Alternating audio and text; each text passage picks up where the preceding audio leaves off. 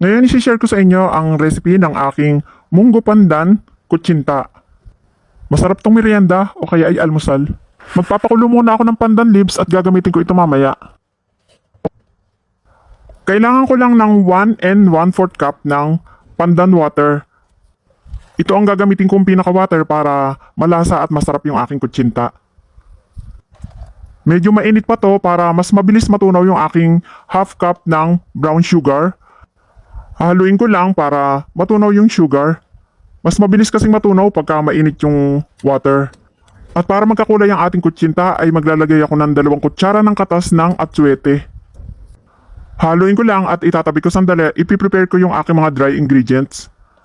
Sa aking malaking bowl, mag-add lang ako ng half cup ng flour at saka half cup ng tapioca starch. Hello everyone! Welcome to Ate Nor's Vlogs. Ngayon isi-share ko sa inyo ang recipe ng aking munggo pandan kutsinta. Masarap tong merienda o kaya ay almusal. Magpapakulo muna ako ng pandan leaves at gagamitin ko ito mamaya. Kailangan ko lang ng 1 and 1/4 cup ng pandan water. Ito ang gagamitin kong pinaka-water para malasa at masarap yung aking kutsinta. Medyo mainit pa to para mas mabilis matunaw yung aking half cup ng brown sugar. Hahaluin ko lang para matunaw yung sugar. Mas mabilis kasing matunaw pagka mainit yung water. At para magkakulay ang ating kutsinta ay maglalagay ako ng 2 kutsara ng katas ng atsuete. Haluin ko lang at itatabi ko sandali. Ipiprepare ko yung aking mga dry ingredients. Sa aking malaking bowl, mag-add lang ako ng half cup ng flour at saka half cup ng tapioca starch. At bago ko isama yung aking pandan water ay sasalain ko muna yung aking mga dry ingredients. At pagkatapos niyan ay hahaluin ko lang mabuti bago ko isama yung aking pandan water. Maglalagay din ako ng 1 teaspoon lye water para makunat yung ating kutsinta. At saka ako dahan-dahan ihahalo dito sa aking dry ingredients. Hahaluin ko lang ng hahaluin hanggang sa maging smooth na yung aking butter. Kung balak niyong gumawa ng marami ay doblehin or triplehin nyo na lang yung sukat ng aking mga ingredients. Habang hinahalo natin to ay may mga bula-bula pa at saka hindi pa masyadong smooth yung aking butter. Kaya sasalain ko muna para maganda yung kalabasan ng aking kutsinta. Kagaya niyan, meron pang mga buo-buo. So kung hindi mo sasalayan ay mapapasama sa ating kutsinta yan. At dudurugin ko lang yung mga natitirang lumps para mapasama sa butter. Okay? Pagkatapos niyan ay sasalain ko uli ito. Kasi meron pa siyang natitirang mga bula-bula para maging smooth yung ating kutsinta. Dito ko na ilalagay sa aking measuring cup para ito na rin ang gagamitin ko pagka isasalin ko na sa aking mga molder. Nakabili ako ng minatamis na red mung beans. Ready to eat na to. Isasama ko ito sa aking kutsinta. Pinahiran ko na nga pala ng coconut oil yung aking mga molder para hindi dumikit yung aking kutsinta. Maglalagay ako ng half teaspoon red mung beans sa bawat molder. Hindi natin isasama yung syrup, yung pinaka-munggo lang ang gagamitin natin. At ito na nga, para mapadali yung aking trabaho ay sasalain ko na itong aking munggo. Para mapabilis ang paglalagay ko. Masarap din kasi yung may nangunguya kang munggo habang kinakain mo yung kutsinta. So kahit walang cheese or nyog itong aking kutsinta ay carry na, masarap pa rin. Bago ko ibuhos ang aking butter ay hahaluin ko munang mabuti para maganda yung pagkakadistribute niya bawat molde. Tumitining kasi sa ilalim yung starch at saka yung flour.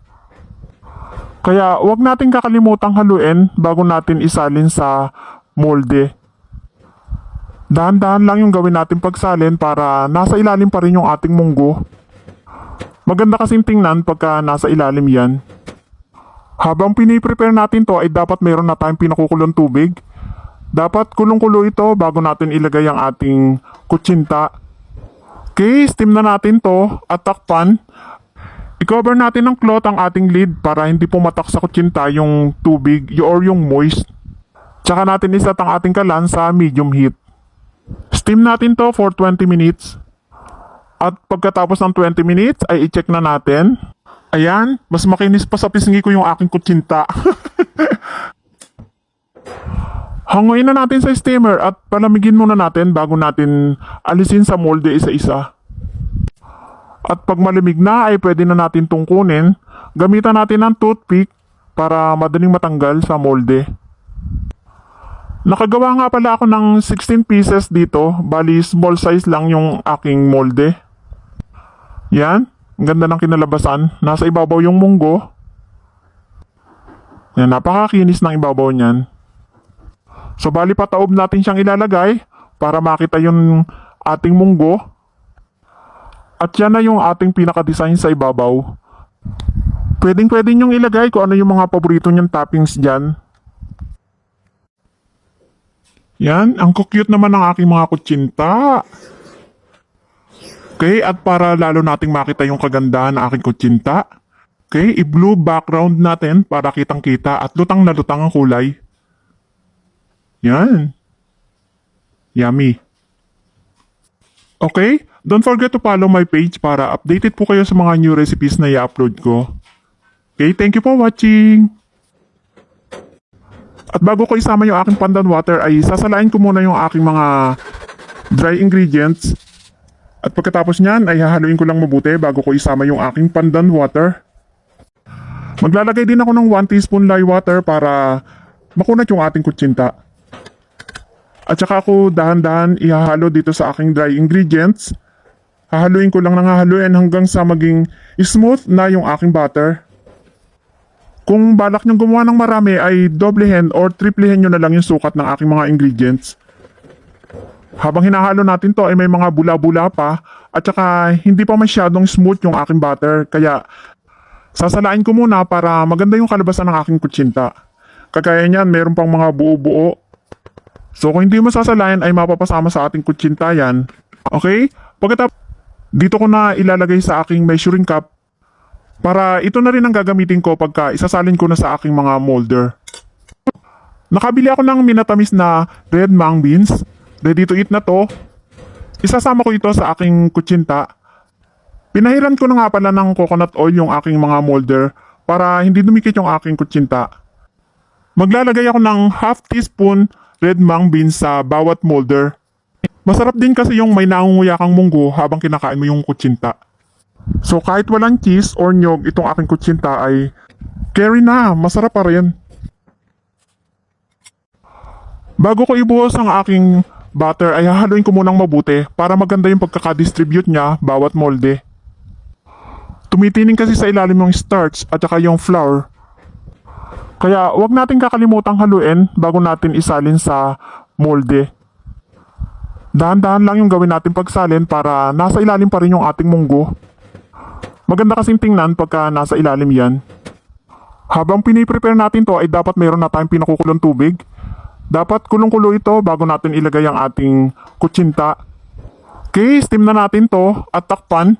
Ay i-check na natin. Ayan, mas makinis pa sa pisngi ko yung aking kutsinta. Hanguin na natin sa steamer at palamigin muna natin bago natin alisin sa molde isa-isa. At pag malamig na ay pwede na natin tungkunin. Gamitan natin ng toothpick para madaling matanggal sa molde. Nakagawa nga pala ako ng 16 pieces dito, bali small size lang yung aking molde. Yan, ang ganda ng kinalabasan. Nasa ibabaw yung munggo. Yan, napakakinis ng ibabaw niyan. So bali pataob natin siyang ilalagay para makita yung ating munggo. At yan na yung ating pinaka-design sa ibabaw. Pwedeng-pwede nyong ilagay kung ano yung mga paborito nyong toppings dyan. Yan, ang cute naman ng aking mga kutsinta.